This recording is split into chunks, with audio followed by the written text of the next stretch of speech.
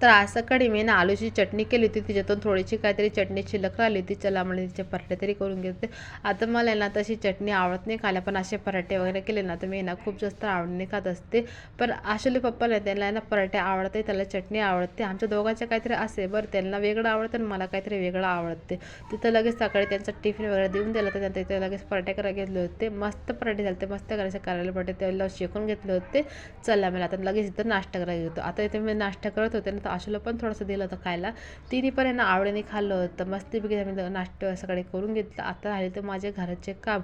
नाश्ता केल्याच्या तास लगेच पण चला ना घराचे काम पण पटकन आवरून घेते. इथं रात्री ना मी गोधडी भिजू घातली होती गरम पाणीत. कसं रात्री भिजू घातली सकाळी लवकर निघत असते. मस्तपैकी तर पाणी घेणे आलं, तर पाणी घेणे भरून घेतलं. लगेच ते गोधडी धुवायला बसले होते.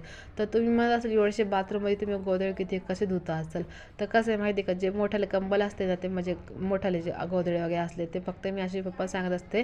कंबल वगैरे असले रागई वगैरे असले ते फक्त असे पप्पा सांगत धुवायला.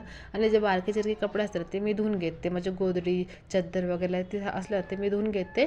आणि सोबत आमचे कपडे पण धुवून घेतले होते. आता मी ना आमचे कपडे ना अगोदर धुते, कारण की असे सोपे कपडे आहे ना त्यांचे खूप जास्त खराब राहतात. त्यांचे कामाचे सिमेंटाचे कपडे राहतात ना तर ते खूप जास्त खराब राहत असतात. तर तुम्ही मला तुला एवढी काय सांगायची गोष्ट आहे, प्रत्येक गोष्ट म्हणजे एवढी काय छोटी छोटी गोष्ट सांगायची गोष्ट आहे. पण कसं आहे माझ्या लाईफमध्ये जी गोष्ट चालते ना, छोटे मोठे असो काय पण असो, मी तुम्हाला ते सगळं शेअर करायचा प्रयत्न करत असते. मग तेच मी हे ब्लॉगमध्ये तुम्हाला सगळं सांगत असते माझी लाईफची गोष्ट. तिथे लगेच इथे कपडे धुवून घेतले होते. आता काय पण असू दे, बाथरूम छोटा असू दे काय मोठा असू दे, आपल्याला मला कपडे धुवायचेच होते पण मी ते पटकन धुवून घेतले. आता कसं पण आपलं घर माझं छोटंसं आहे पण चांगलं आहे, मस्त आहे आणि मला हे घरात आवडते पण, तर मी कसं पण ॲडजस्ट करून घेते. एवढं कारण की मला मोठंच घर आवडते, मला मोठंच हे पाहिजे, मोठं बाथरूम पाहिजे, मोठं हे पाहिजे, तसं काही माझं नाही आहे.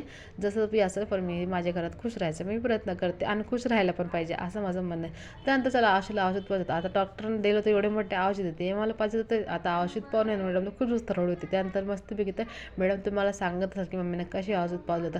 संध्याकाळी गेलो तर आम्ही टेरेसवरती. आता टेरेसवरती मी मस्तपैकी तर गाळा खेळत बसलो होतो. आता जेव्हापासून आम्ही गाडा घेतला ना तर आम्ही ते काय गाड्याला का सोडतच नाही. सारखं आम्ही त्या गाड्याला घेऊन इकडे तिकडे पडत असतो.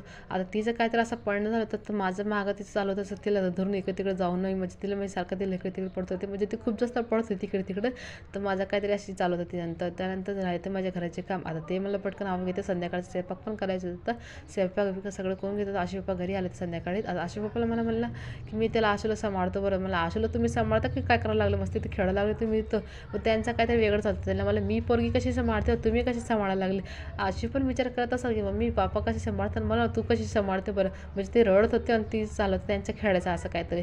त्यानंतर असं इथं बोल दिली ते दोघं बापल्या काहीतरी असं लाड चालू होतं.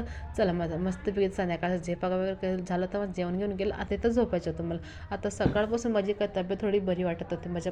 मला कणकणी वगैरे येतात, थोडीशी ताप वाटत होती. मला इथे घ्यायची होती मेडिसिन. इथे चला मग इथं सँड करते ब्लॉगला. आवडला असेल तर लाईक सबस्क्राईब करून घ्या. आपण व्हिडिओ उद्याच्या व्हिडिओ तो पण सगळ्याला बाय.